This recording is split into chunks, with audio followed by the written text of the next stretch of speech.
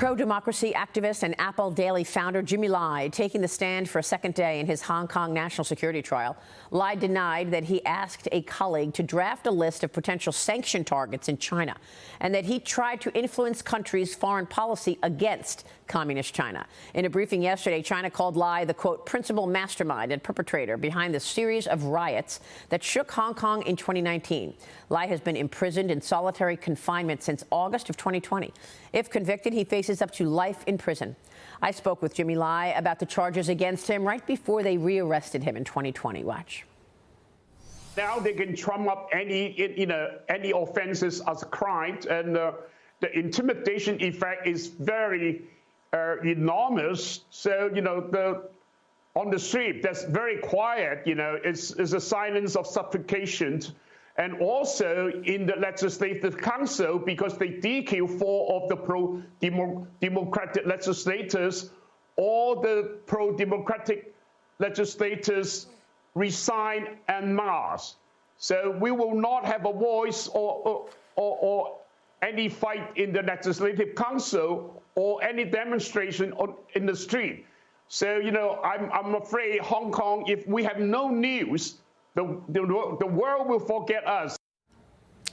Joining me now is businessman and the son of Jimmy Lai, Sebastien Lai, with me. Sebastien, thanks very much for being here. Thanks for having me. How is your father doing? So, unfortunately, Dad's health has gotten much worse.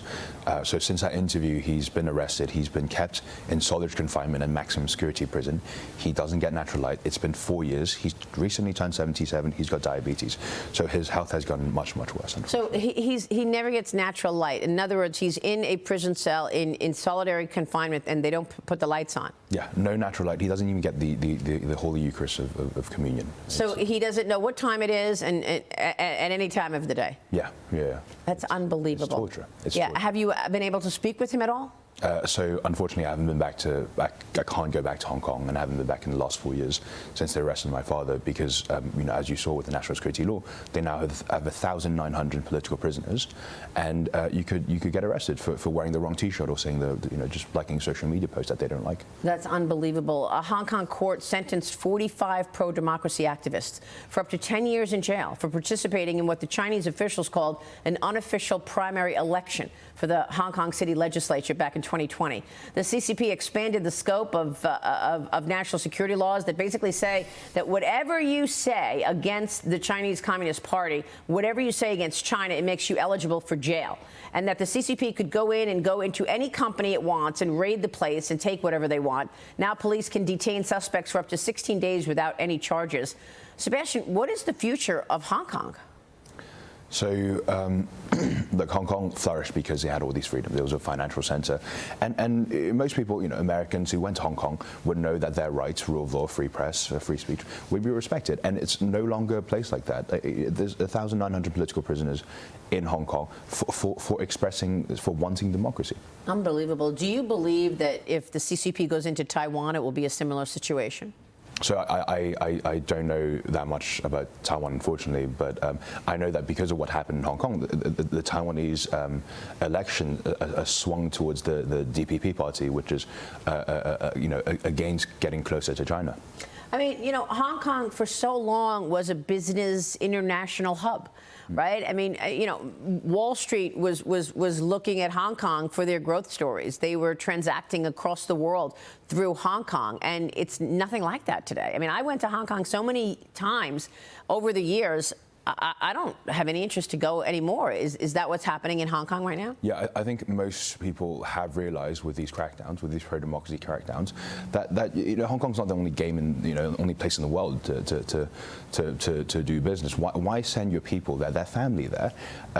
From the U.S., for example, people here all agree in democratic values that underpin this free country. Why send them there if these views can make it so that they end up in jail or even just get harassed? It's not worth it. What do you expect in the coming couple of years now that President Trump is returning to the White House? Do you think Trump will get involved in this for your father?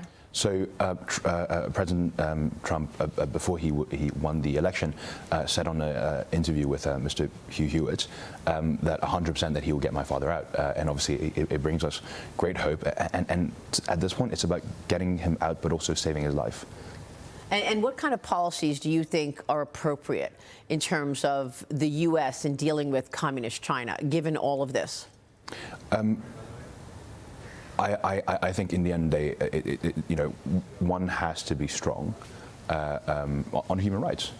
It's not about being tough on China, not tough on China. It's about understanding that as a country, as the United States, what we stand for and holding the line. I mean, your father rose to riches in Hong Kong from nothing and built an empire. And now he's really the face of China's crackdown on democracy. Things have changed tremendously. Can you tell us how this happened? Yeah, so my father, landed in Hong Kong as a child refugee, and it's a beautiful self-made story of becoming incredibly successful, starting this company called Giordano, and then he knew that the additional zero on his net worth wouldn't make a difference, and so he thought, well, what can I do to protect the freedoms of this country, of this city, and he started Apple Daily because he believed that with information you gave people a choice, and with choice they had freedom. So every day he was out there, giving freedom to the people of Hong Kong with his stuff, and it was exhilarating. And but then the CCP didn't like the fact that he was running a media organization. No, they didn't like that at all. But Apple Daily was the biggest newspaper in Hong Kong, so the people of Hong Kong loved it. And when the national security law came down, Dad had a very, very clear choice. He could either leave. He's a British citizen, go to the UK and retire or campaign from abroad, or stay and defend his people. And we all know the decision he made, and I'm incredibly proud that he made that decision. Now, a moment ago, you said, look, you can get arrested in Hong Kong if you're wearing the wrong T-shirt. So what do you want to say to those people who are thinking, well, I'm going to go to Hong Kong and drum up my business, and I'm going to speak with international customers from Hong Kong? It's a different place than what you knew. Yeah, I think most people start businesses, and I can't speak for everybody, but there's an element of freedom, having agency on your time. And if you go to a place where you are subservient to some arbitrary law, such as the national security law, for expressing your views, I don't see how that meets your end goal of being free and self-reliant. And the national security laws were implemented after they marched into Hong Kong and started throwing all the protesters in jail. Yeah. What's the most egregious national security law that China has implemented in Hong Kong, in your view?